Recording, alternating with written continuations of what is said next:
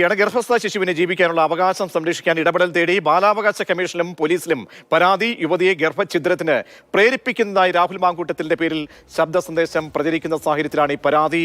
Advocate Shindo സെബാസ്റ്റ്യനാണ് ബാലാവകാശ കമ്മീഷനെയും Ernakulam central പോലീസിനെയും സമീപിച്ചത്. പ്രദീപ് ജോസഫ് ഉണ്ട്. പ്രദീപ, വിവരങ്ങൾ. പ്രജിഷ, ഒരു യുവതിയെ ഗർഭഛിദ്രത്തിന് പ്രേരിപ്പിക്കുന്നതുമായി ബന്ധപ്പെട്ട് രാഹുൽ മാങ്കൂട്ടത്തിൻ്റേത് എന്ന വിശേഷണത്തോടെ ഒരു ശബ്ദ സന്ദേശം പ്രചരിക്കുന്നുണ്ടായിരുന്നു. ഈ ശബ്ദ സന്ദേശത്തിന്റെ അടിസ്ഥാനത്തിലാണ് ഇത്തരത്തിലൊരു പരാതി സംസ്ഥാന ബാലാവകാശ കമ്മീഷനിലും ഒപ്പം എറണാകുളം സെൻട്രൽ പോലീസ് സ്റ്റേഷനിലും എത്തിയിരിക്കുന്നത്.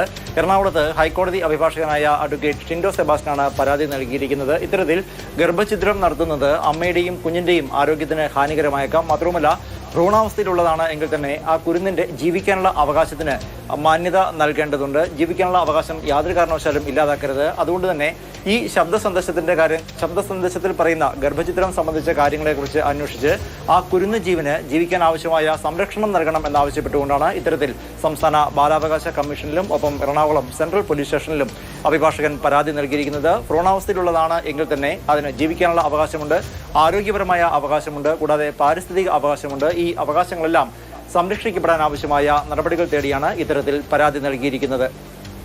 പ്രദീപ് ജോസഫാണ് വിവരങ്ങൾ നൽകിയത്. അപ്പോൾ ഗർഭഛിദ്രവുമായി ബന്ധപ്പെട്ട ചോദ്യത്തിന് രാഹുലിന്റെ മറുപടി വളരെ സില്ലിയായിരുന്നു. പക്ഷേ സില്ലിയായില്ല, ഇതിന്റെ മറുവശം കൂടി ഉണ്ട്.